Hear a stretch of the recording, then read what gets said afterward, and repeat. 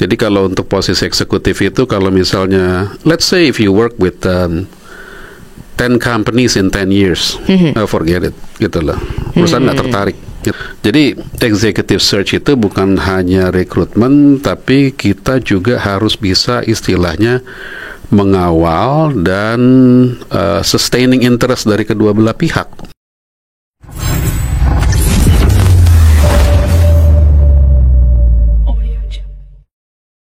Halo teman-teman semua, selamat datang di Dunia Pro, dunianya para profesional.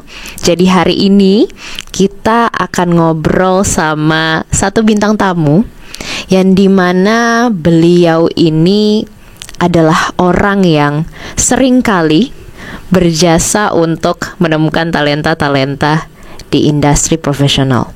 Langsung aja kita kenalan ya teman-teman ya. Halo Pak Enrico, selamat pagi. Halo Nada, selamat pagi. Gimana Pak kabarnya Pak? Alhamdulillah sehat. Sehat ya Pak. Semangat Pak hari ini? Semangat. Selalu semangat. Selalu semangat ya, harus selalu semangat ya. Oke, gimana Pak Enrico? Kita hari ini mau ngobrol-ngobrol santai aja ya Pak ya, mengenai executive search ya Pak. Oke. Seperti yang mungkin saya ceritakan sedikit gitu ya mengenai profil Pak Enrico. Jadi beliau ini sudah 30 tahun di industrinya gitu ya.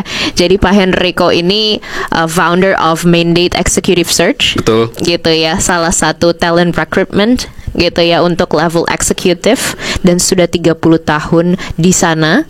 Jadi hari ini kita akan ngulik-ngulik gitu ya, apa aja sih tipsnya gitu ya kira-kira untuk mencari talenta-talenta baik di usia senior gitu ya ataupun yang mungkin baru gitu ya masuk ke industrinya, bagaimana industrinya bergerak. Nah nanti kita akan ngobrol banyak gitu ya Pak. Oke, siap.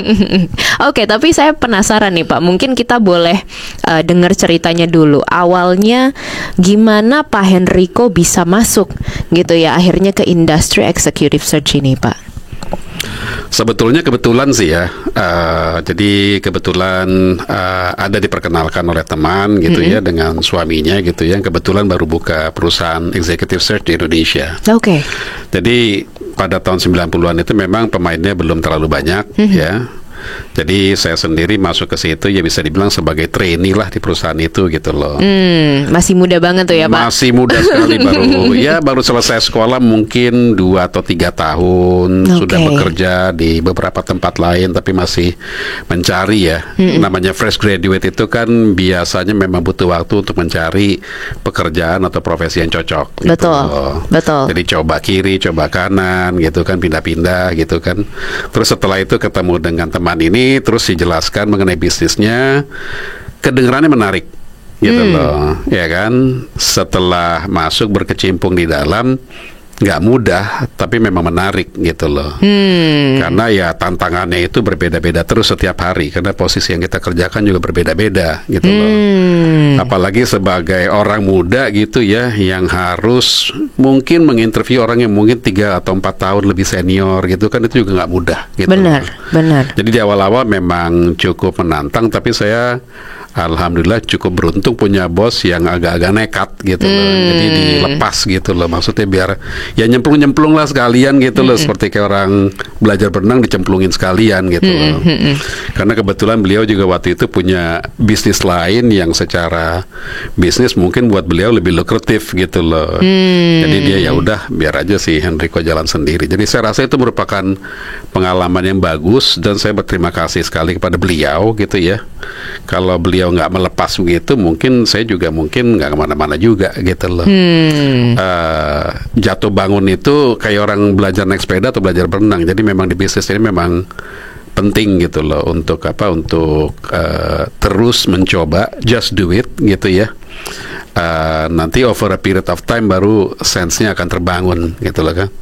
Jadi bagaimana untuk menilai orang yang bagus, bagaimana menilai orang ini bluffing atau enggak gitu kan, itu harus melalui proses. Oke. Jadi sebenarnya awalnya dengan ketidaksengajaan gitu. Betul, ya. Betul. Ketidaksengajaan. Tapi berarti Pak Enrico ini sebelumnya backgroundnya bukan memang dari awal full bekerjanya itu sebagai executive search awalnya Pak Enrico? Bukan. Jadi di awal itu saya kerja macam-macam. Saya juga pernah kerja di hospitality industry, gitu Oke. ya. Kerja di hotel, gitu kan. Saya cobain. Dulu juga waktu sekolah di negara tetangga juga ya kerja macam-macam lah, gitu loh. Tapi kerja yang sifatnya itu mungkin lebih untuk apa ya, cari uang jajan lah, gitu loh. Nah, kerjaan yang serius itu ada beberapa sebelum pindah ke business executive search.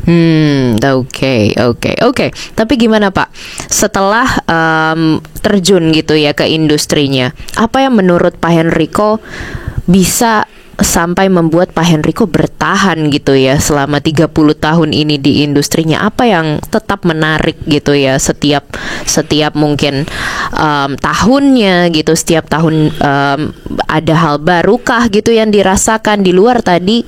Mungkin ada beberapa posisi yang berbeda, which is memaksa kita untuk belajar terus juga ya mengenai industrinya. Saya rasa yang menarik adalah karena ini kan merupakan bisnis ya, gitu loh. Jadi kita merekrut orang atas permintaan klien, gitu loh. Jadi setiap pekerjaan yang kita kerjakan itu adalah deal yang harus kita close, gitu loh. Nah, terus pekerjaan sendiri itu ada beberapa komponen. Jadi komponen sales itu ada, terus ada komponen pekerjaan HR di mana kita harus menginterview dan mengakses kandidat, gitu ya. Terus juga ada komponen yang lain itu ya seperti misalnya marketing and communications, karena kan kita harus memasarkan company kita juga, gitu loh. Jadi seperti itu, that keeps me going sih, gitu loh. Belum lagi juga dari segi industri yang beragam, terus juga dari seniority of the people that we're dealing with gitu on a daily basis, gitu ya. Kita ketemu dengan hiring manager itu levelnya C-level, gitu ya. Beberapa sampai dengan C-1 atau GM level mungkin, gitu ya. Dari situ kita bisa mendapatkan banyak insight mengenai industri, mengenai challenge-nya, gitu ya. Jadi kita melihat challenge dari setiap industri itu berdasarkan perspektif dari hiring manager yang orang-orang senior, gitu loh. Oke. Jadi di situ kita belajar sesuatu, gitu loh. Memang kita bukan jadi spesialis yang dalam, gitu loh, tapi jadi generalis ya. Jadi kita mengerti banyak, tapi mungkin at the surface level, gitu loh. Tapi cukup untuk kita paling enggak bisa menilai kira-kira orang ini cocok apa enggak, gitu loh, untuk industri tersebut, gitu loh. Oke. Tapi from time to time berarti Pak Riko admitted bahwa untuk terjun ke bisnis ini berarti semua background pun bisa sebenarnya ya. Orang dengan berbagai macam background tuh sebenarnya masih bisa belajar untuk masuk ke industri ini. Semuanya bisa. Terbuka bisa. Gitu ya. Terbuka. Karena waktu saya bekerja di negara tetangga juga ya, 9 tahun bekerja di negara tetangga itu, jadi yang masuk ke dalam industri ini macam-macam, gitu loh. Jadi ada orang yang backgroundnya sebelumnya jurnalis misalnya, jurnalis bisnis. Jadi tiap hari dia interview decision maker, gitu ya, dari financial services industry. Jadi dia punya Rolodex atau database itu memang udah banyak, gitu loh. Ada juga orang yang backgroundnya sales, ya kan. Ada juga yang backgroundnya memang human resources dari awal, gitu kan. Ada background, saya punya bekas kolik itu dia malah di Inggris itu dia kepala sekolah, gitu loh. Unik banget ya, dari kepala sekolah jadi tiba-tiba orang yang punya background education, gitu ya, terus dia diajak sama adiknya untuk masuk ke dalam bisnis ini, gitu ya. Dan hanya dalam beberapa tahun dia termasuk yang the best lah untuk kelas Asia, gitu ya. Untuk certain area lah ya, jadi bukan untuk semuanya, tapi di executive search industry itu kan dibagi-bagi ya berdasarkan industri, gitu loh. Apalagi kalau market kayak di Singapura atau Hong Kong itu rata-rata headhunternya kan sudah spesialis, gitu loh. Nah, jadi dia mungkin one of the best lah untuk areanya dia, gitu loh. Jadi memang macam-macam, backgroundnya macam-macam, gitu loh. Karena intinya adalah sebenarnya tidak ada sekolahan khusus, walaupun setahu saya di UK itu memang ada S1 untuk rekrutmen kalau nggak salah, major, gitu loh. Saya nggak tahu masih ada apa enggak, gitu ya. Tetapi siapapun bisa masuk ke industri ini. Syaratnya adalah dia mempunyai kemampuan mendengar yang baik, ya, mempunyai kemampuan analisis yang baik, ya, punya interpersonal yang baik, bisa menjual, itu udah pasti gitu ya. Terus juga dia bisa istilahnya terus belajar gitu loh, karena industri yang dihadapi, terus klien yang dihadapi juga berbeda-beda terus gitu loh setiap hari gitu loh. Jadi ini ya bisa dibilang mungkin ada kombinasi antara sains sama art lah kalau saya bilang gitu. Walaupun mungkin lebih banyak artnya ya kalau saya bilang ya. Jadi art untuk bertemu, berkomunikasi dengan human sendiri gitu ya. Itu Betul. yang paling banyak dan paling sering harus diasah gitu ya untuk masuk ke industri ini. Iya. Jadi bertemu dengan orang terus making connections with people itu kan suatu challenge tersendiri ya. Dale Carnegie itu pernah menulis buku How to Make Friends and Influence People gitu loh. Itu satu. Tapi yang kedua itu adalah bagaimana caranya kita mengerti juga apa yang dibutuhkan oleh industri ini. Jadi kita juga istilahnya juga kita harus tahu nih yang cocok ini untuk posisi ini seperti apa orangnya. Kalau kita sudah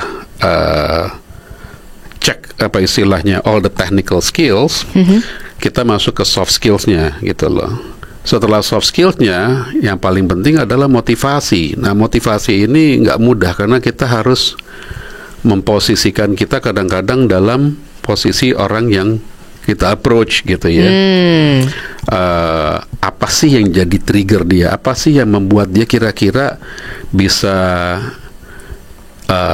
jump and grab the opportunity gitu loh. Apakah ada motivasi kompensasi, which is yang paling obvious gitu ya, ataukah motivasi untuk istilahnya memanage tim yang lebih besar, atau memanage perusahaan yang lebih besar, atau motivasi misalnya dia, oh saya pengen join company ini karena saya suatu hari saya pengen kerja di luar negeri misalnya gitu, dan company itu bisa kasih opportunity itu ke dia gitu loh.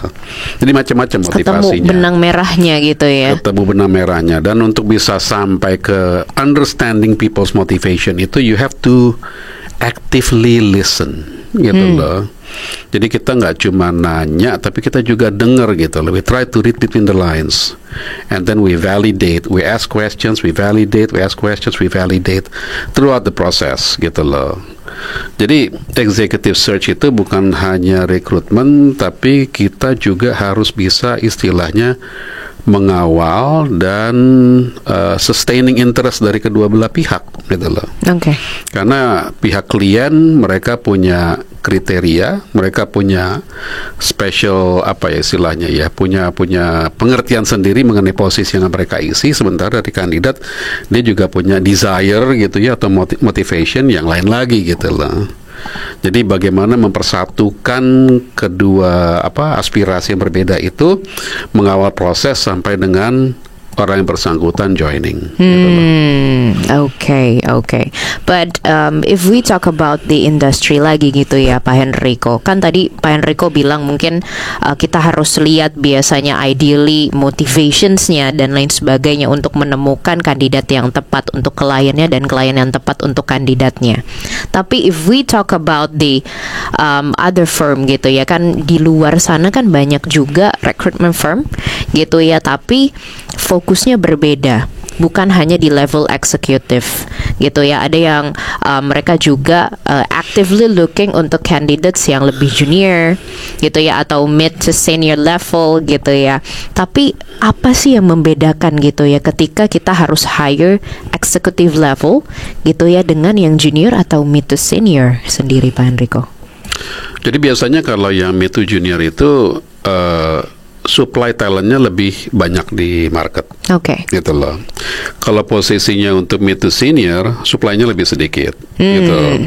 Dan itu merupakan sesuatu yang alamiah, karena posisi senior itu kan semakin ke atas di dalam satu organisasi itu kan semakin sedikit. Jadi kalau kita lihat itu seperti segitiga gitu loh. Yang di bawah itu banyak gitu ya, mungkin entry level gitu ya, menengah lebih sedikit. Terus yang paling atas CEO itu kan cuma satu gitu. Betul. Loh. Nggak mungkin CEO-nya ada 3 gitu loh.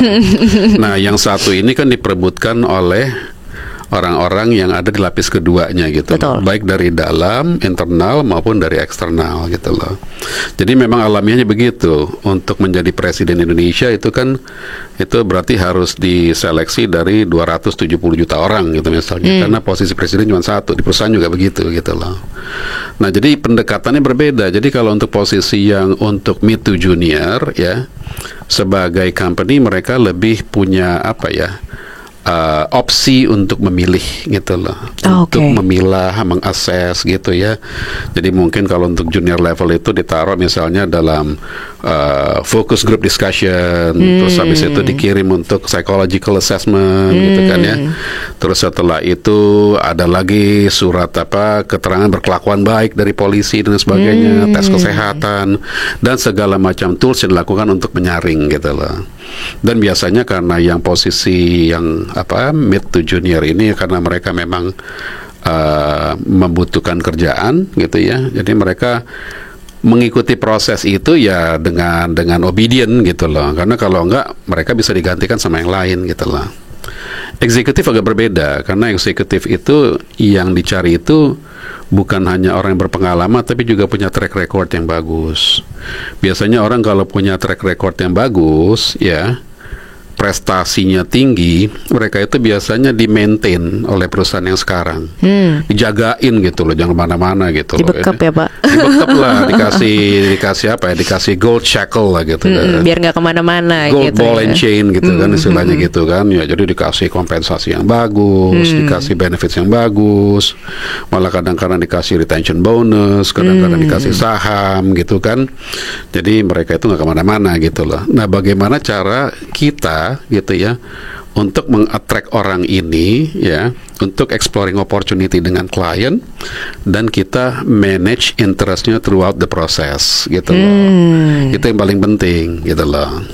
Nah, jadi challenge-nya di situ karena klien sendiri juga kita untuk mau orang superstar dari luar pun tetap proses seleksi kita sama gitu loh. Assessment-nya sama gitu kan. Jadi bagaimana bridging di antara kedua ini. Jadi jangan sampai dalam proses itu ada yang merasa, aduh ini prosesnya lama banget ya. Gue kan nggak nyari kerja nih sebenarnya gitu. Jadi egonya tuh terusik gitu kan ya. Terus dari pihak lain juga, lo harus ikut proses. Perusahaan kita is one of the best companies in the world for this particular product gitu loh. Jadi whoever you are gitu ya, kamu harus ikut dalam proses ini gitu loh. Nah, bagaimana bridging itu, making sure bahwa hey, itu opportunity yang benar-benar worth exploring loh buat si kandidat dan buat si klien juga. Ini memang orang ini udah the best in the market gitu loh. Nah, dalam perjalanan ke sananya itu kan kita harus melakukan a lot of works ya, karena berarti kita harus mapping the market. Betul. Gitu kan, kita harus present to the client bahwa memang orang ini adalah yang terbaik dari 50 orang gitu misalnya gitu loh. Kita udah interview 50 orang nih, the gitu best of the best nih. Dan ini orang yang istilahnya secara technical masuk, secara kompensasi masuk, secara motivasi masuk. What are you waiting for gitu kan, kasarnya kan begitu. Nah, seperti itulah kurang lebih challenge-nya seperti itu. Oke. Ini menarik nih ya. Makin saya jadi pengen ngulik gitu ya. Oke. Kalau dari mungkin dari sisi kliennya dulu nih, Pak Henrico. Pasti kan kita kan bertemu dengan berbagai macam clients gitu ya, dari berbagai industri. Itu gimana caranya kita bisa adjust gitu ya dengan cepat juga dan dengan tepat gitu ya untuk handling that kind of obstacle yang muncul dari para clients. Dan biasanya bentuk obstacle-nya apa aja Pak Henrico? Obstacle nomor 1 adalah kita harus mengerti kliennya itu industrinya apa. Terus perusahaannya itu apa, ya kan? Terus produknya apa, solusinya apa gitu loh. Jadi kita harus melihat juga posisi mereka di dalam the whole landscape of industry itu mereka ada di mana gitu kan, gitu loh. Terus apa yang menarik dari perusahaan ini yang bisa kita jual ke kandidat gitu loh. Kita bisa pitch ke kandidat gitu loh. Nah, itu macam-macam gitu loh. Jadi bukan hanya dari segi size, bukan hanya dari segi jumlah karyawan, bukan hanya dari sisi revenue gitu loh. Tapi mungkin opportunity apa sih yang mungkin unik gitu loh mengenai perusahaan ini dan mengenai posisi ini gitu loh. Itu banyak sekali gitu loh. Dan biasanya pada saat kita ketemu sama klien, kita coba cari tahu apa sih yang bisa membuat kandidat itu tertarik gitu loh.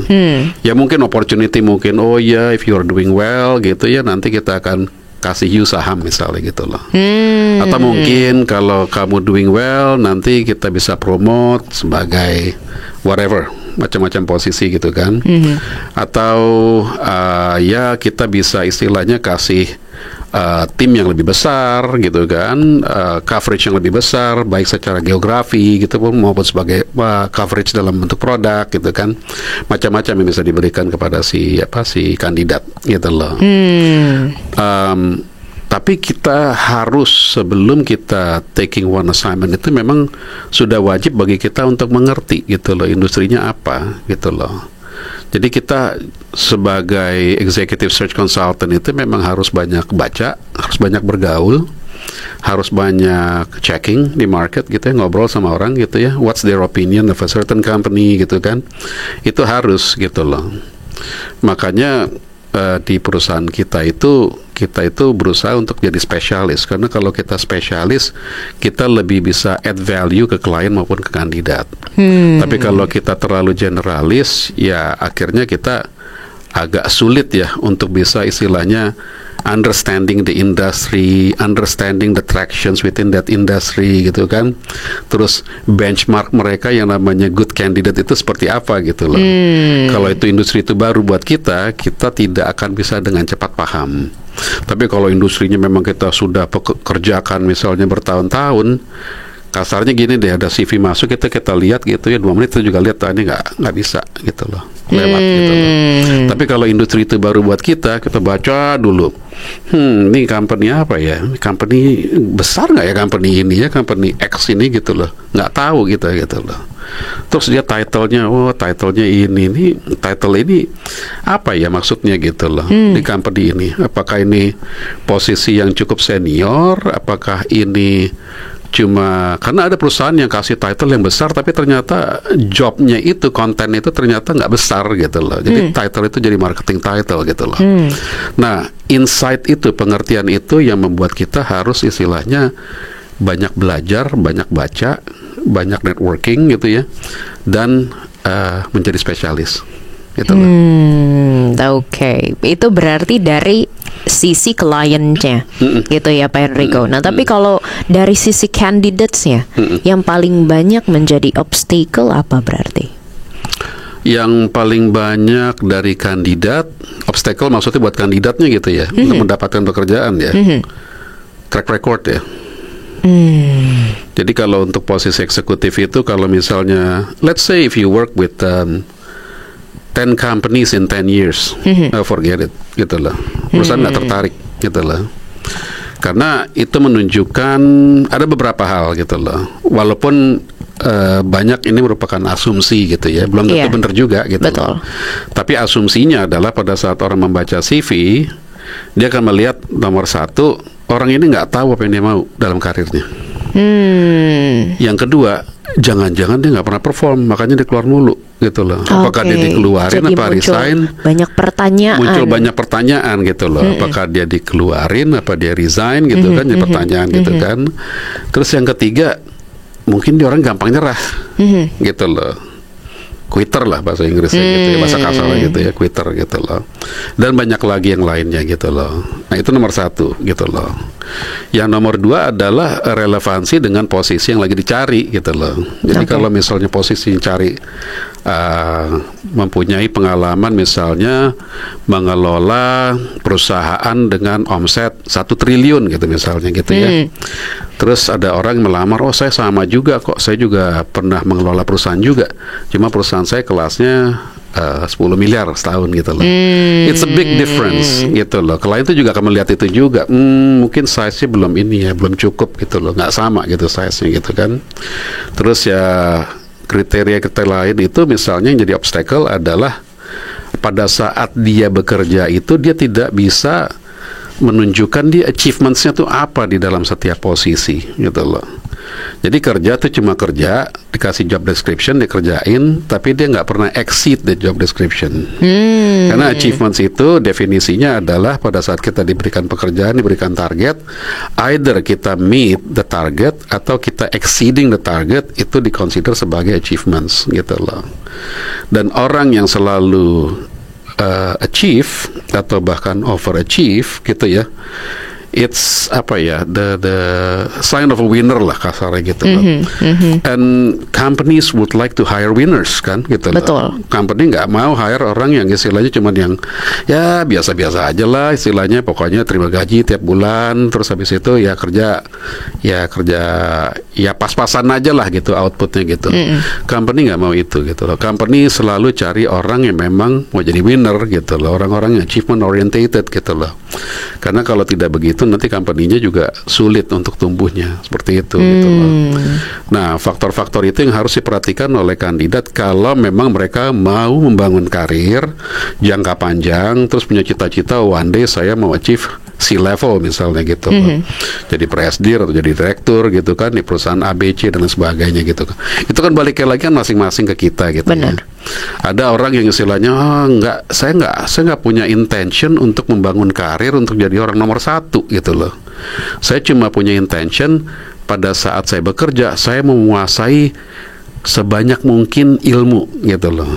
Jadi dia mungkin ya kerja santai-santai aja. Misalnya sekarang dia kerja sebagai saya sebagai programmer, tapi saya mau punya spare time untuk jadi podcaster.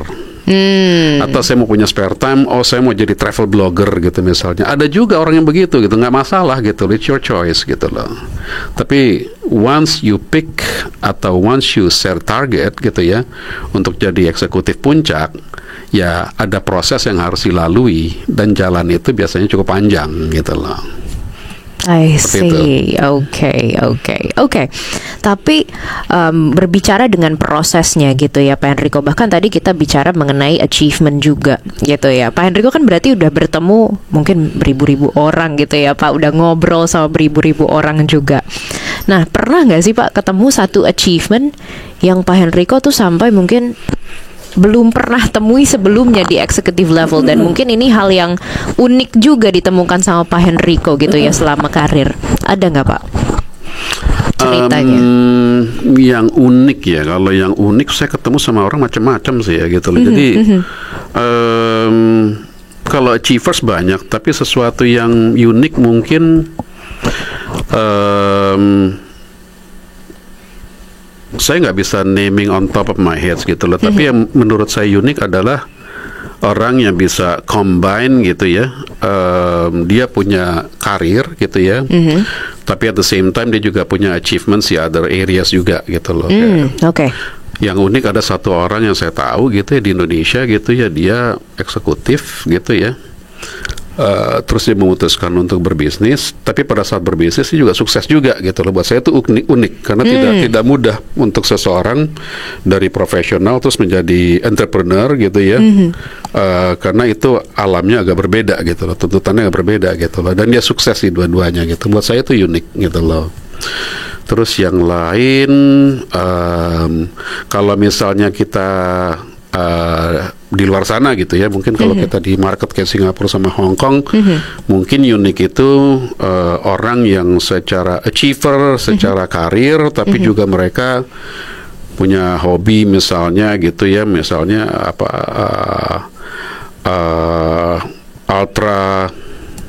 ultra marathon gitu ya, misalnya gitu ya. Lari di Gobi Desert gitu misalnya gitu ya, begitu gitu loh. Saya nggak tahu apakah itu unik apa enggak gitu ya. Karena di Indonesia juga udah banyak juga, maksudnya eksekutif kita yang pelari maraton juga banyak runner gitu ya. Saya rasa nggak ada yang terlalu ini sih, nggak ada yang terlalu unik, nggak ada yang terlalu luar biasa gitu loh. Secara karakter macam-macam namanya manusia, tapi maksudnya yang unik, yang extraordinary gitu ya. Saya belum pernah ketemu yang misalnya eksekutif puncak yang juga successful sebagai stand up comedian misalnya gitu. Itu atau, jauh sekali gitu ya. Iya, atau eksekutif puncak. Saya tahu CEO salah satu investment bank di Amerika itu juga in his spare time itu sebagai DJ gitu loh, tapi Wow. itu lebih sebagai spare time gitu. Iya. Jadi bukan profesi yang dia jadikan sebagai profesi utama gitu loh. Seperti itu gitu loh. Atau mungkin yang mereka Mungkin lebih ke hobi ya jadinya ya. Hobi. Jadi karena kalau saya lihat, karena waktu mereka juga mungkin udah banyak dihabiskan untuk membangun karir, membangun perusahaan gitu loh. Jadi banyak ini hanya merupakan hobi yang nggak tahu ya, mungkin nanti setelah mereka pensiun mungkin sesuatu yang mereka tekuni gitu. Seperti itu kali gitu loh. Seperti itu.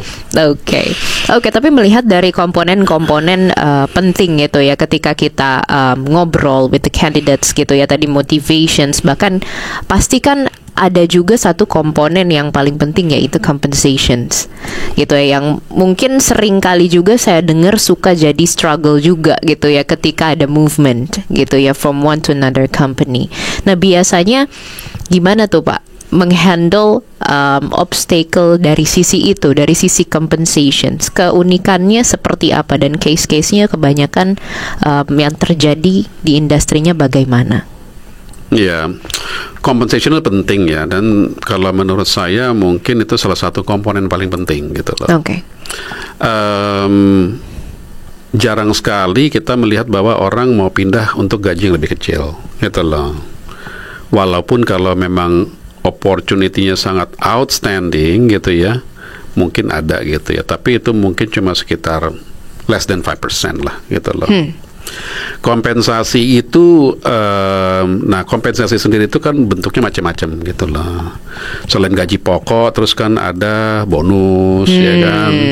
Terus ada lagi perks atau benefits gitu kan, dalam bentuknya company car lah, dalam bentuk club membership dan lain sebagainya gitu loh.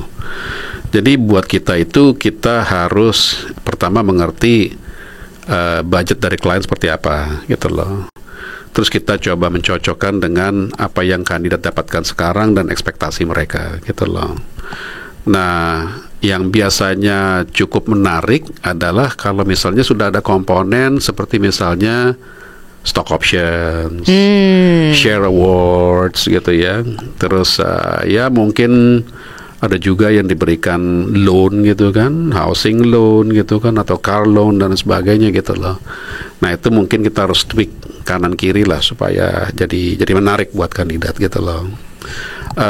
Kalau untuk eksekutif yang senior, ya biasanya juga kalau di Indonesia umumnya kalau direksi di perusahaan itu ada tantiem gitu ya. Tantiem itu profit sharing, jadi ada certain percentage itu dibagi dengan direktur dan komisaris berdasarkan pencapaian profit dari perusahaan tersebut gitu loh. Yang paling penting buat saya adalah, although compensation is very important, tapi kandidat juga harus melihat mereka punya career progression seperti apa di perusahaan gitu loh. Jadi kasarnya 2 step back for 3 steps forward lah, kasarnya gitu loh. Jadi mungkin saya dapat lebih kecil sekarang gitu kan, sedikit lebih kecil gitu kan, tapi kalau misalnya saya bisa mencapai posisi A misalnya dalam 2 tahun gitu ya, kompensasinya bisa berlipat-lipat karena di situ ada tantiem gitu misalnya gitu kan. Nah, yang seperti itu yang kadang-kadang orang suka luput melihatnya gitu loh. Jadi ekspektasinya adalah selalu ada increment. Increment itu juga kan tergantung dari banyak faktor juga ya. Increment itu kalau memang misalnya size perusahaan itu memang besar sekali gitu mungkin bisa, tapi kalau perusahaan lebih kecil mungkin dia nggak bisa kasih increment besar sekarang, tapi dia bisa kasih bonus yang besar nanti gitu loh, akhir tahun gitu kan. Jadi memang kita harus holistik melihatnya gitu loh. Nah, terus juga kalau misalnya increment untuk mereka yang sudah mencapai level-level senior manager atau general manager ke atas gitu ya, biasanya increment itu tidak sebesar pada saat kita baru lulus sekolah gitu loh.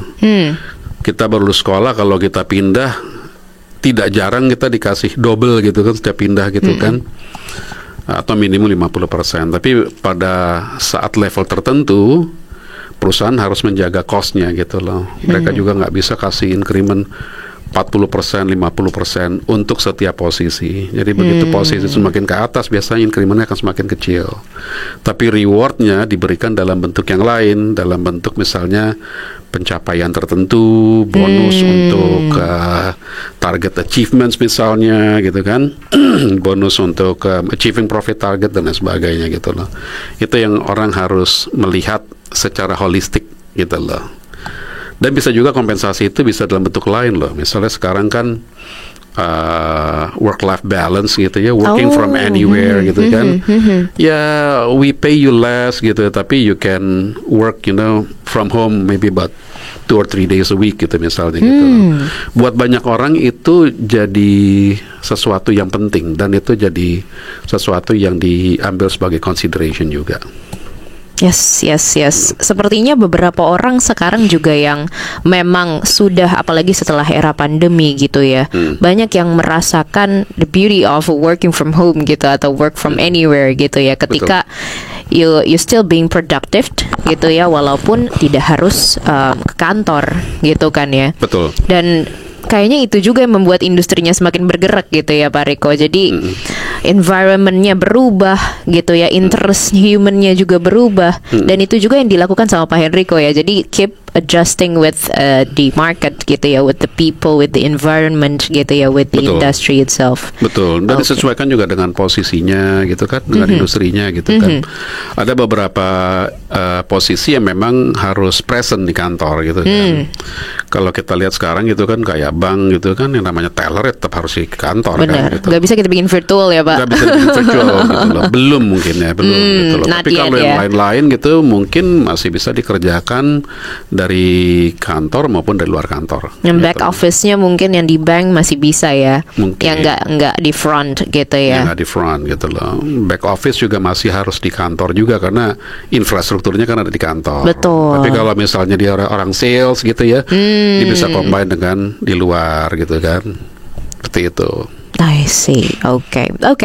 Tapi selama berkarir gitu ya Pak Henrico, pernah paling mungkin apa ya, butuh belajar yang lebih lama gitu ya durasinya dibanding industri-industri yang lain yang menurut Pak Henrico paling ini sepertinya posisinya agak macem-macem nih ya di satu industri tuh, apa tuh Pak Henrico yang mungkin selama ini as I seen in your profiles gitu ya kan, Pak Henrico ini dulu kan sebenarnya specialist in financial institutions gitu ya, tapi from time to time you evolve juga gitu ya, main date pun juga evolve gitu ya, sekarang berdatangan klien dari berbagai industri gitu ya. Nah, industri apa nih Pak yang setelah Pak Henrico terjun gitu ya di luar financial institutions ternyata wow, this is a very big industry gitu ya, dan ternyata posisinya pun banyak sekali yang menarik dan yang harus dipelajari juga.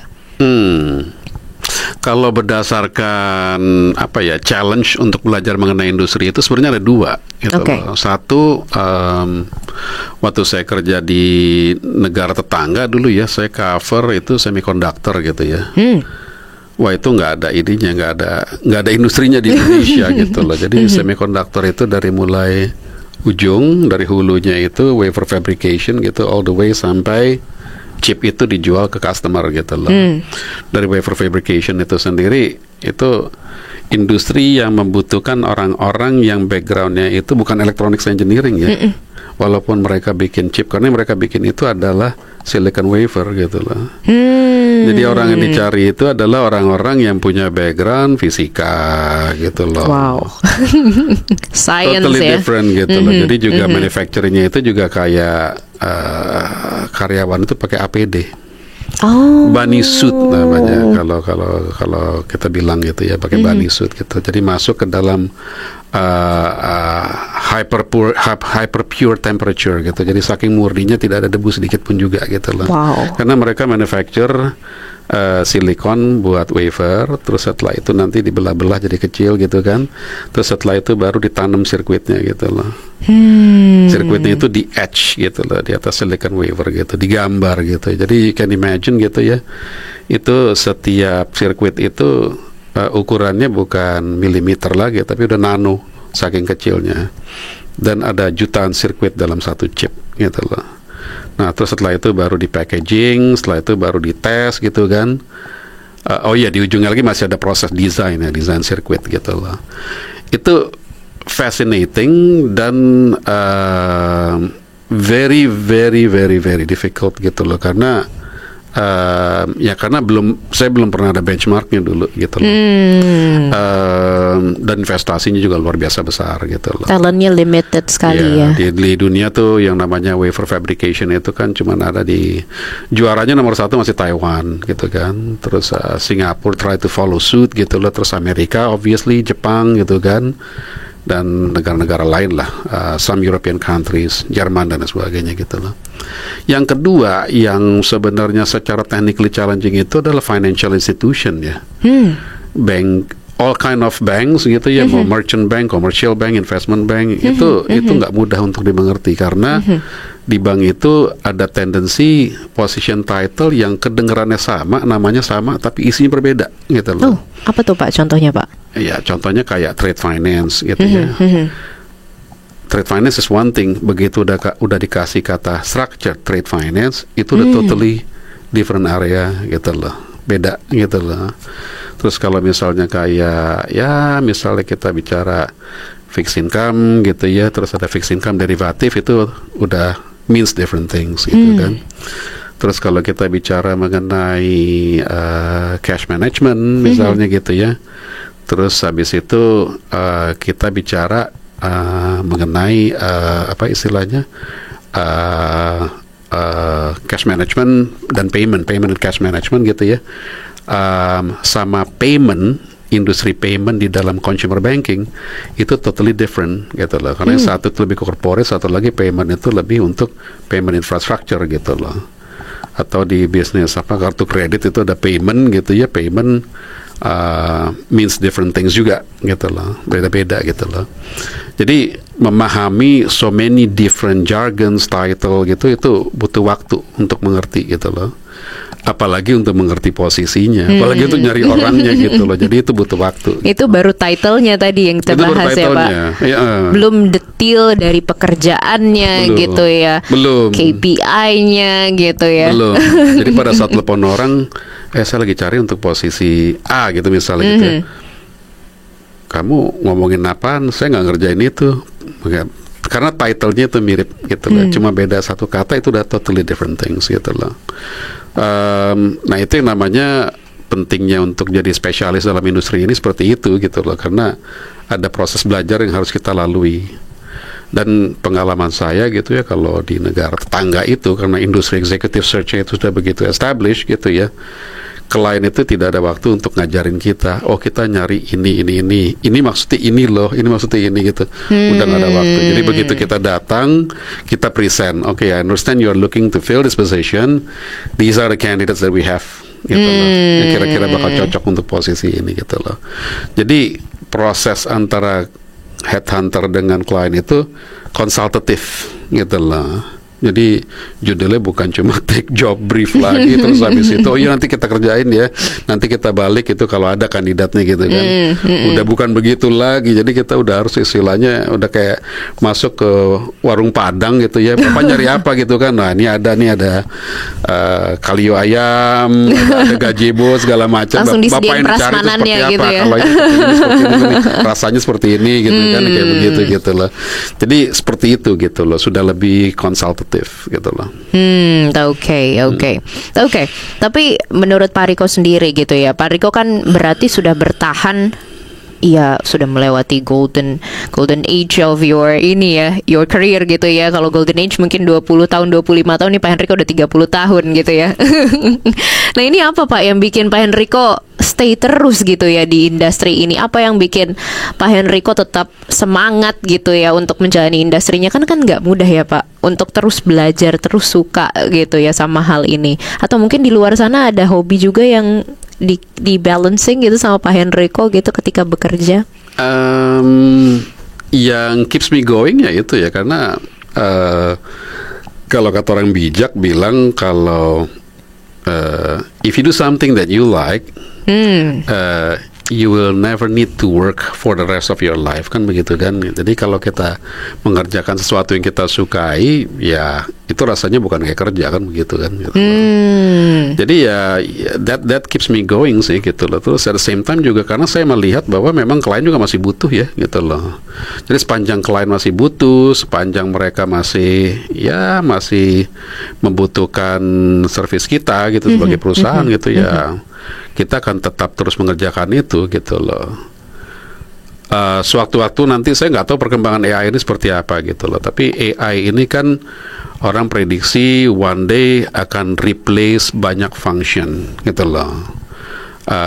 Mungkin saya cerita sedikit. Dulu waktu saya kerja di negara tetangga itu ya, itu awal 90-an, awal 2000-an, waktu itu ada job board yang namanya monster.com, itu baru keluar di US waktu itu gitu loh. Kebetulan pemilik job board itu sama dengan pemilik perusahaan kita gitu loh. Dan kita waktu itu juga sudah membayangkan kayaknya mungkin kita sebentar lagi bakal kehilangan pekerjaan nih setelah karena ada job board ini. Moving forward 20 years later ternyata tidak kejadian gitu loh. Jadi job boardnya ada, executive search industry atau recruitment industry masih ada. Terus setelah itu masuk era LinkedIn gitu kan. Wah, LinkedIn juga orang, wah ini bisa gantiin ini nih recruitment companies gitu kan.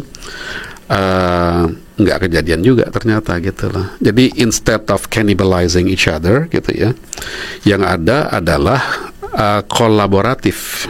Jadi competition kali bahasanya ya, kombinasi antara cooperation sama competition gitu kan. Jadi recruitment company itu membutuhkan LinkedIn, LinkedIn juga butuh recruitment company sebagai customer gitu loh. Jadi kalau kita lihat sekarang customer LinkedIn itu banyak dari recruitment companies juga gitu loh. Nah, recently saya membaca buku yang sangat menarik sekali dan saya rasa ini adalah sesuatu yang sangat akurat sekali menggambarkan posisi-posisi yang tidak akan tergantikan oleh AI. Ditulis oleh David Brooks ya. Saya beli bukunya baru minggu kemarin, jadi saya lihat Bill Gates baru baca buku ini. Judulnya simple, how to see people atau how to understand people gitu loh. Simple, judulnya simple banget gitu loh.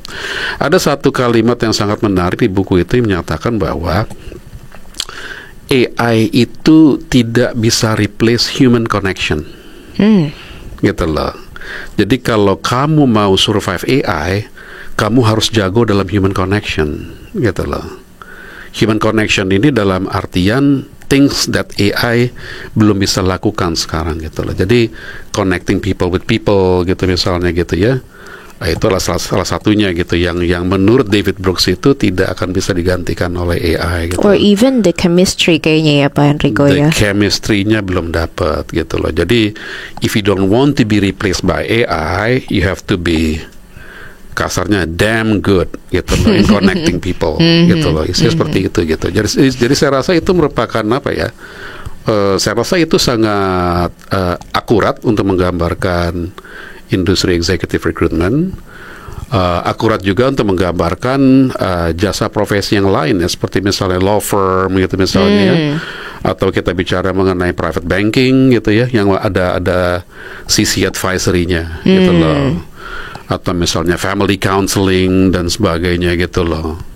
Jadi imagine di masa yang akan datang itu yang mereka yang akan survive adalah mereka yang benar-benar istilahnya luar biasa memaksimalkan human touch dan human connection gitu.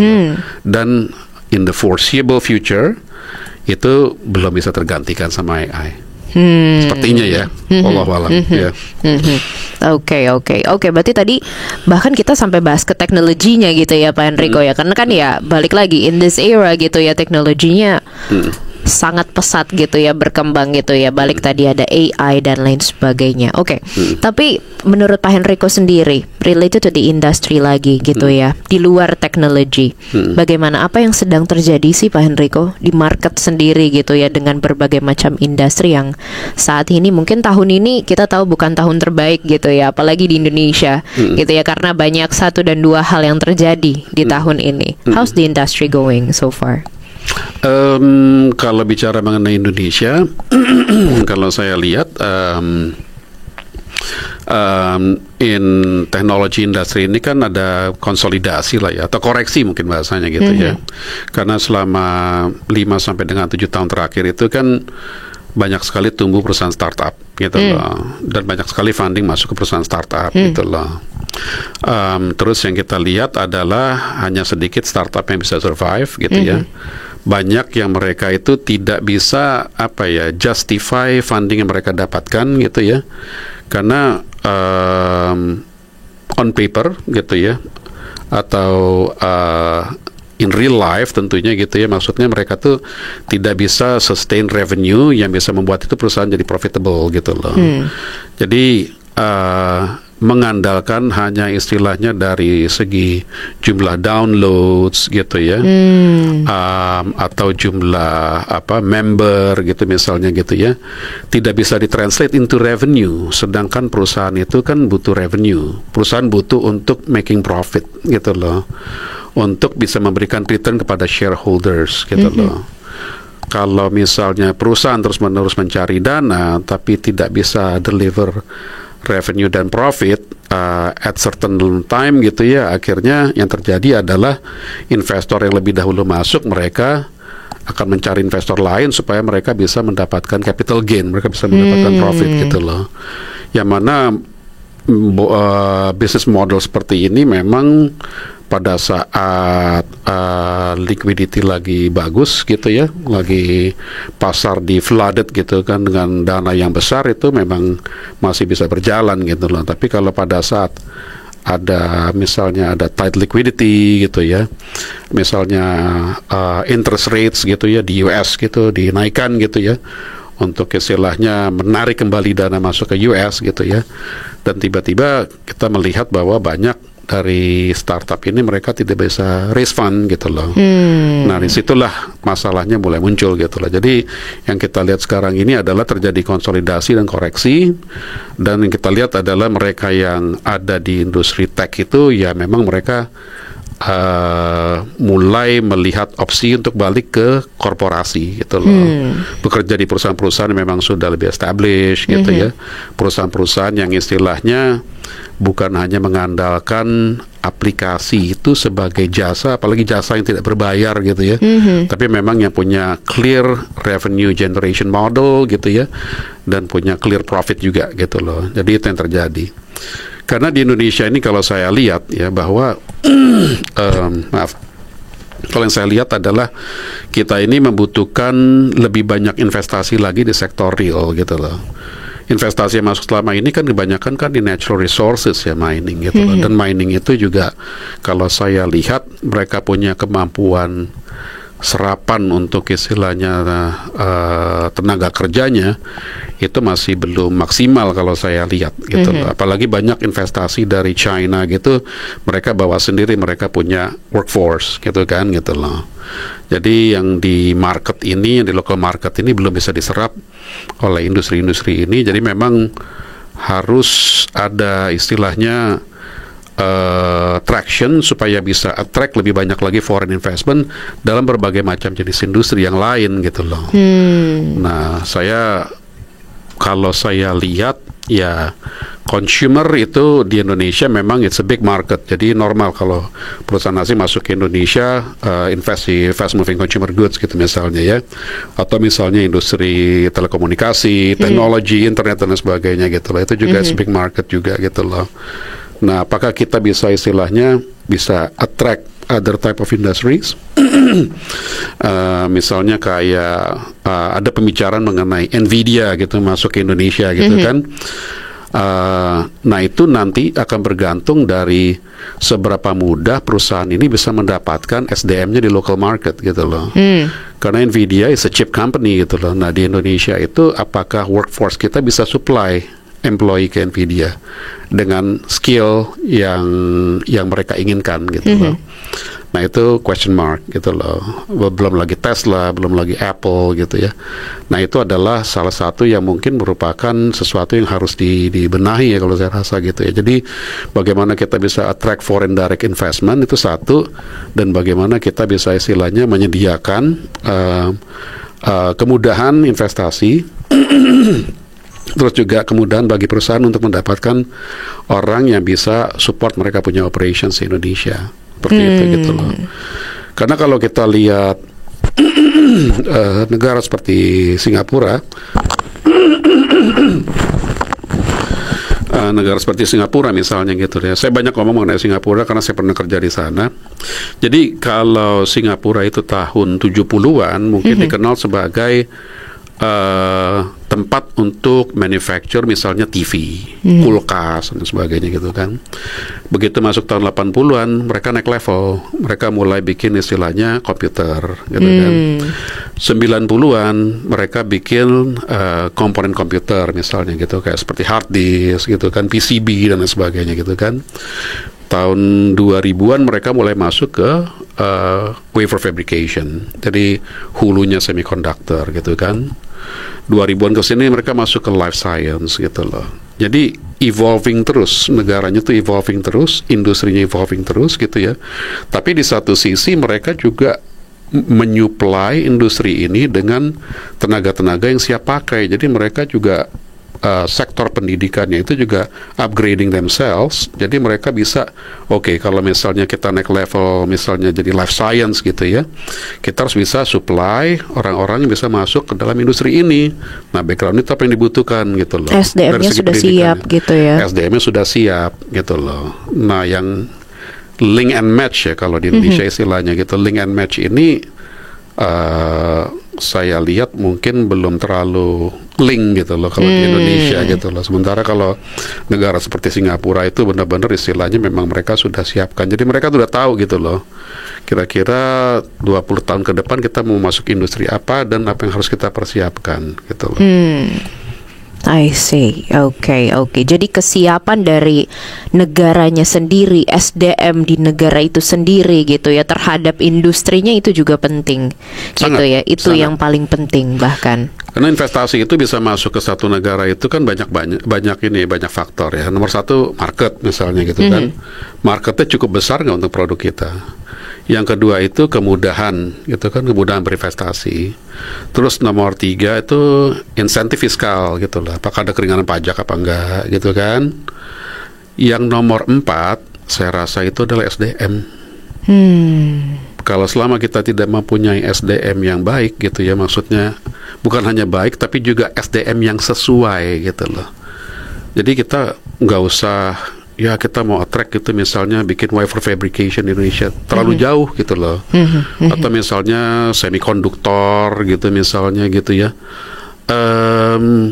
Lebih baik kita ya memang fokus kepada industri-industri yang sudah ada sekarang dan bagaimana kita upgrade gitu ya. Mereka punya istilahnya mereka punya serapan tenaga kerja di Indonesia gitu kan gitu loh. Dan kita ya berusaha untuk istilahnya mensuplai dengan yang dibutuhkan dulu sekarang nih gitu loh.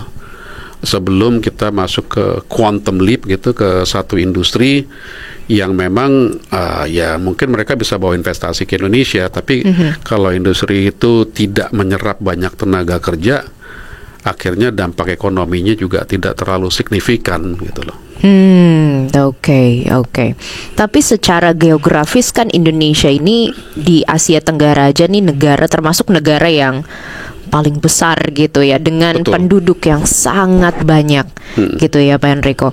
Nah, seberapa besar talent gitu yang bisa kasarnya di-scout gitu ya di Indonesia sendiri gitu dibandingkan negara-negara lain sebenarnya secara profesional ya, karena kan di Indonesia ini banyak juga yang tidak memilih untuk menjadi pekerja profesional gitu ya, karena banyak juga yang mungkin memilih jadi entrepreneur gitu ya, dia punya bisnis, apalagi sekarang banyak anak muda juga yang mengarah ke sana gitu ya, mereka build their own business gitu ya. Nah, tapi seberapa besar talent poolnya saat ini? Talent pool yang kita miliki itu ya saya tidak punya angkanya gitu loh, tapi dari 270 juta itu yang bisa dianggap talent pool produktif itu adalah mereka dari usia ya mungkin dari usia 18 tahun ke atas sampai dengan usia pensiun gitu kan di Indonesia kan 60 gitu misalnya gitu kan, itu adalah poolnya gitu loh. Nah sekarang balik lagi demografinya itu seperti apa gitu loh, pendidikannya seperti apa. atau kalau misalnya mereka punya pengalaman kerja seperti apa gitu loh. Itu yang saya tidak punya data statistiknya gitu loh. Jadi kalau kita bicara mengenai pool, jumlah orangnya banyak, tapi apakah pool ini bisa mensuplai kebutuhan dari industri? Kalau berdasarkan observasi saya, masih bisa diimprove gitu loh. Kalau kita bicara negara-negara yang financial hub ya, seperti misalnya Singapura sama Hong Kong, mereka itu employment regulation itu sangat liberal. Jadi mereka itu bisa perusahaan gitu ya, misalnya mereka butuh orang gitu ya, talent poolnya itu cukup besar karena pemerintahnya itu memberi kemudahan kepada tenaga kerja asing untuk masuk. Tanda kutip tenaga kerja asing yang berpengalaman gitu loh. Jadi dengan gaji level misalnya di atas $10.000 Singapura gitu ya, misalnya mereka bisa dapat employment pass untuk bekerja di Singapura gitu misalnya gitu loh. Memang itu disesuaikan terus. Jadi sesuai dengan situasi ekonomi. Pada saat ekonomi tidak baik, biasanya mereka memperketat gitu loh. Jadi supaya perusahaan itu mengambil orang dari dalam negara sendiri gitu loh. Tapi pada saat ekonomi lagi membaik, mereka kan buka lagi kerannya gitu loh. Nah, jadi kalau kita nyari orang di market seperti Singapura atau Hong Kong gitu, nationality-nya sangat beragam gitu loh. Bukan cuma orang dari negara itu aja, tapi juga dari negara-negara lain gitu loh.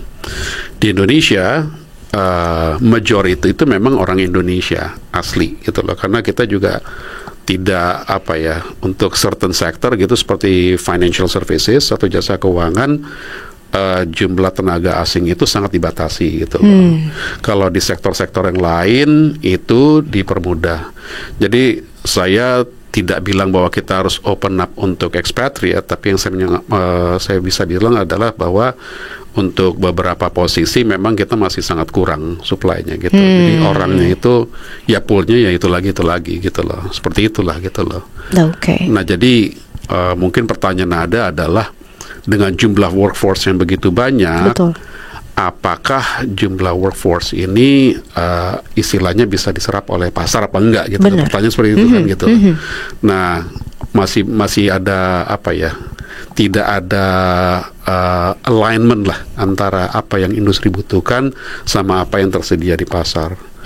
Karena sekarang kalau nggak salah jumlah pengangguran 10 juta orang gitu ya. Nah, 10 juta orang ini kan kalau kita lihat adalah mereka yang memang nomor satu mungkin tidak punya pengalaman sama sekali, fresh graduate gitu ya, atau mereka yang mungkin pengalaman kerjanya masih minim lah, kurang lebih begitu gitu loh. Nah, itu ya situasi seperti itulah sekarang kurang lebih. Oke. Tapi terkait dengan recruitment firm gitu ya Pak Henrico. Correct me if I'm wrong, tapi memang kan as I know di setiap company itu mereka punya tim hiring manager sendiri gitu ya, atau tim HR gitu ya, human resources dan talent acquisition sendiri gitu ya di setiap company-nya. Nah, ini kan sebenarnya ada beberapa gitu ya company yang mungkin they decided untuk hire from internal gitu ya, dan they didn't decide untuk using the recruitment firm gitu ya. Nah, biasanya apa tuh Pak Riko yang membuat clients gitu ya atau companies why they need to use a recruitment firm gitu ya, better than they use the internal recruitment staff yang ada? Biasanya kalau perusahaan rekrut dari dalam itu berarti bahwa mereka bisa menemukan talent dari dalam gitu kan ya. Pada saat mereka keluar itu ada beberapa faktor gitu. Nomor satu, mereka mau benchmark. Yang mereka punya di dalam ini, talentnya ini kualitasnya sudah cukup bagus atau belum, atau di luar sana ada kandidat yang lebih bagus kualitasnya, ya kan. Nomor dua, mereka misalnya starting new business. Terus starting new business, tapi mereka melihat kompetensi di dalam ini nggak ada yang cocok nih untuk bisnis ini nih. Berarti belum kita punya harus, gitu ya, orangnya belum punya gitu punya ya. orangnya, berarti kita harus ambil dari luar gitu loh. Seperti itu gitu kan. Terus kalau yang ketiga itu, kalau saya lihat mereka keluar karena ya Contohnya kayak misalnya perusahaan yang mau IPO. Misalnya perusahaan keluarga nih, udah bertahun-tahun, misalnya omsetnya besar gitu loh. Terus suatu hari pemilik, saya mau melembagakan inilah perusahaan gitu loh. Jadi siapapun yang running gitu ya, perusahaan ini akan tetap eksis karena ya mungkin anak-anaknya nggak ada yang mau terusin bisnisnya gitu misalnya gitu loh. Jadi cari keluar tuh, dicari profesional gitu loh. Nah dia cari profesional yang tentunya sebelum IPO bisa mengangkat profil perusahaannya juga gitu di mata investor gitu kan. Gitu loh. Jadi orang terbaik dari mungkin dari kompetitor lah atau mungkin dari industri lain gitu loh yang bisa memimpin perusahaan tersebut gitu loh. Biasanya faktor-faktor itu sih. Oke, yang akhirnya memutuskan lebih baik kita using the recruitment firm gitu ya untuk bantu kita. Nggak selalu. Nggak selalu. Pertama memutuskan kita cari dari luar gitu kan ya. Nah yang kedua itu kalau misalnya dari luar mereka nggak bisa cari sendiri, baru mereka pakai professional services gitu kan. Seperti itu. Oke. Tapi Pak Enrico, saya sebagai salah satu anak muda yang terjun juga di dunianya gitu ya, di dunia executive search gitu. Menurut Pak Enrico gimana?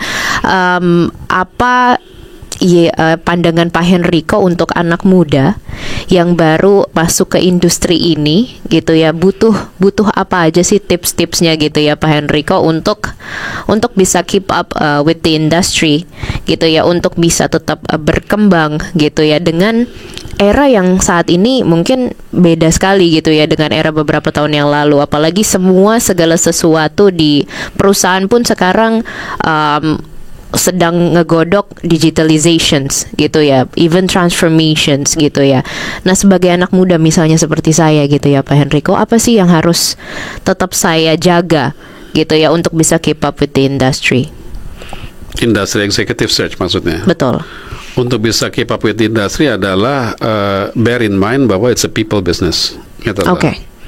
Jadi kita harus ya providing top customer service ya buat klien sama kandidat gitu ya. Jadi kalau istilahnya kalau zaman sekarang ya jangan di ghosting gitu loh. Kalau misalnya kandidat gitu kirim lamaran ke kita gitu kan.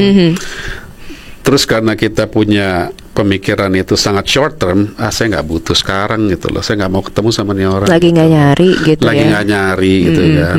Jadi you have to build your network kan gitu loh.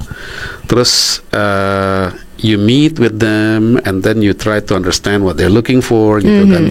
Try to understand them as a person gitu kan. Terus apa yang kira-kira bisa kita bantu gitu ya. Dan ini bukan lip service ya. I do this all the time gitu loh. And you know this gitu kan. I do this all the time gitu kan.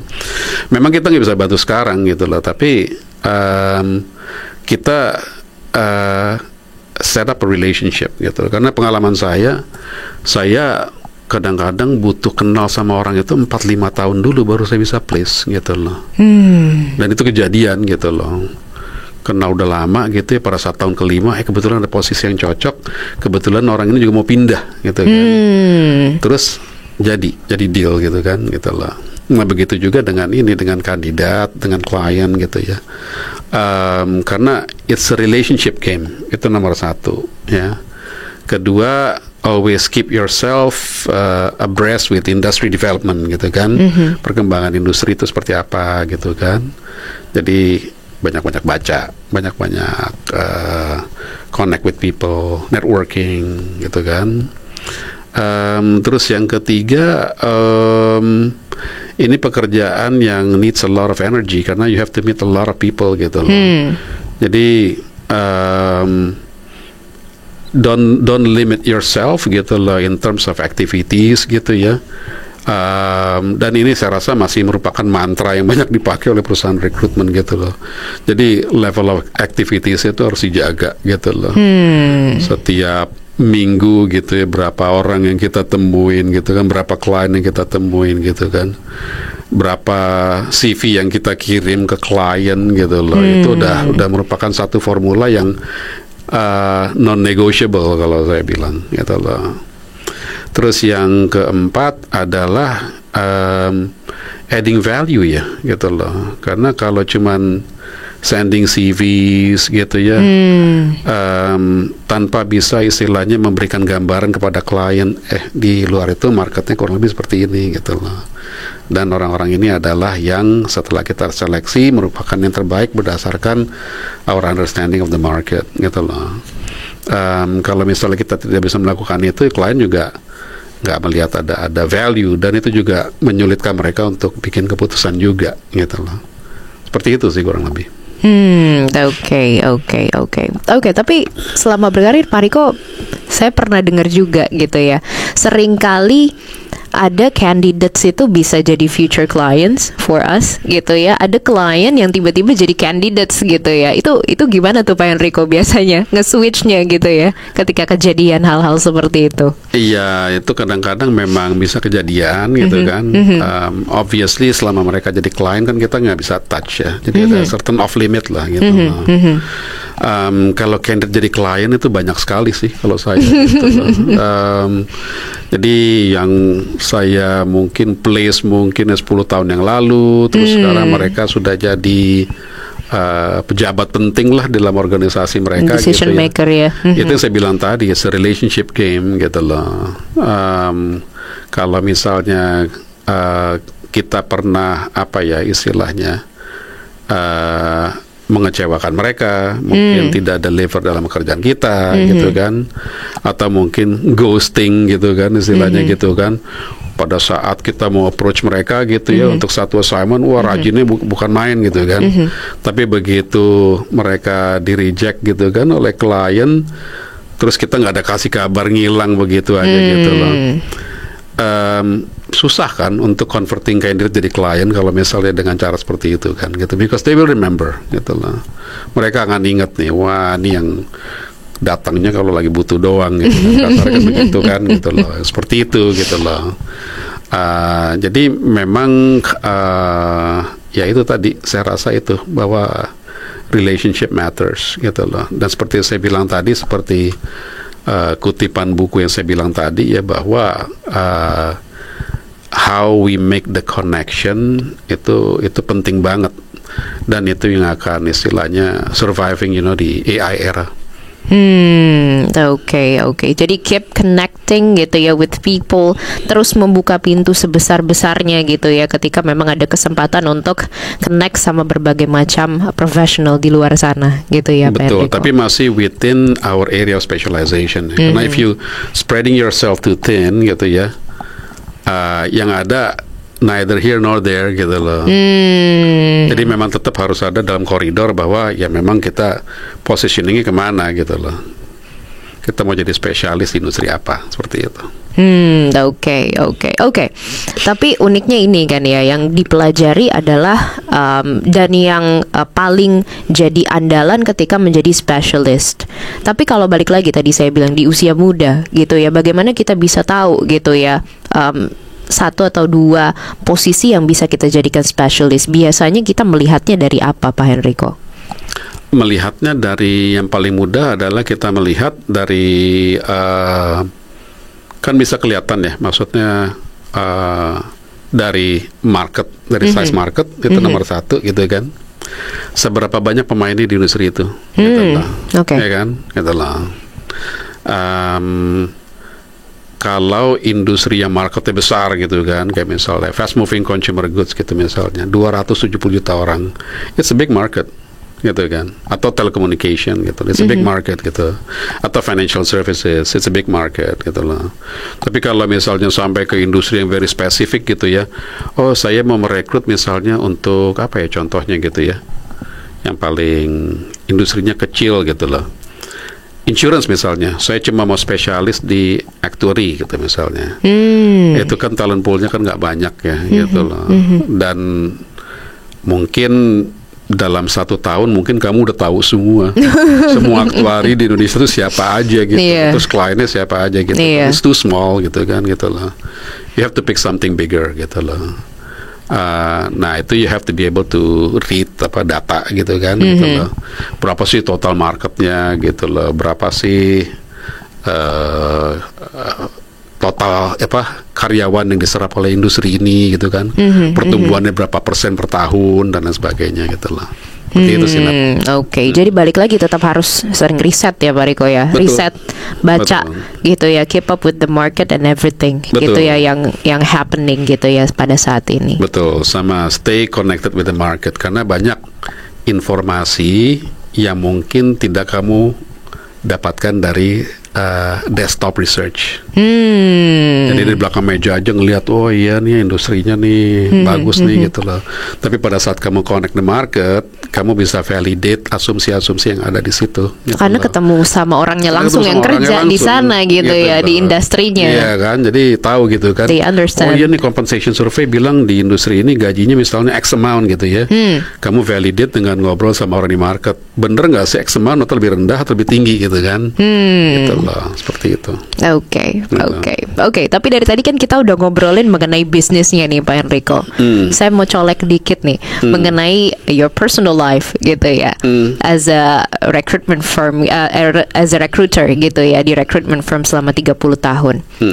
How you balance your life gitu ya dengan pekerjaan yang mungkin kalau bisa dibilang ini kayaknya dari dulu anak-anak zaman sekarang bilang kerja 24/7, ini bisa jadi kerjaan yang 24/7 ya Pak Enrico ya. Absolutely, yeah. Absolutely.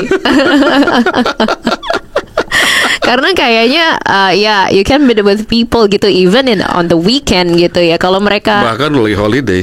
during holiday event gitu ya. Nah, itu gimana tuh Pak Enrico, you balancing your life gitu ya with this industry? Iya, tapi kan bukan berarti kita juga kerja 24 jam ya gitu ya. It's ini kerjaan kan yang kamu bisa pick and choose kan. Kapan kamu mau kerjain, kapan kamu mau ngomong sama orang gitu loh, over the weekend gitu loh. Yang menarik kalau dibandingkan dengan 20-30 tahun yang lalu, sekarang orang itu lebih open untuk ngobrol weekend. Itu yang saya lihat gitu loh. Terus orang juga nggak keberatan gitu ngobrol di atas jam 9 malam gitu. Kayaknya saya cukup sering deh interview orang gitu malam gitu atau ngobrol sama klien gitu ya. Itu kayaknya ada perubahan mungkin semenjak COVID ya. Semenjak COVID orang bekerja di rumah gitu kan. Terus Jadi nggak akhirnya terlalu strict ya. antara working hours sama personal hours itu jadi blur gitu. Dan itu kayaknya berlanjut sampai sekarang. Jadi itu nggak pernah masalah sih. Nggak pernah masalah ya. Ya. Oke. Tapi saya pengen tahu juga setelah you work for a very long time in this industry, harapannya apa sih Pak Enrico terhadap industrinya sendiri gitu ya? Bahkan mungkin bagi junior level atau mid to senior level yang baru terjun gitu ya ke industrinya. Harapan kalau saya ya mengharapkan sih tentunya memang ya sama-sama kita membangun profesionalisme lah di industri ini gitu loh. Gitu. Jadi untuk mereka yang baru di industri ini juga ya saling upgrade lah gitu loh mungkin ya. Mungkin bahasanya gitu kali ya. Saya nggak bisa ngomong soal harapan juga gitu. karena maksudnya ini kan nggak ada asosiasinya juga gitu loh. Jadi saya nggak bisa ngomong sebagai ketua asosiasi gitu misalnya gitu ya. Cuma ya kalau saya lihat it's a promising industry gitu loh, dan masih ada future-nya gitu ya. Ya, just be professional in your profession gitu aja. Oke, itu bisa di quotes tuh tadi ya.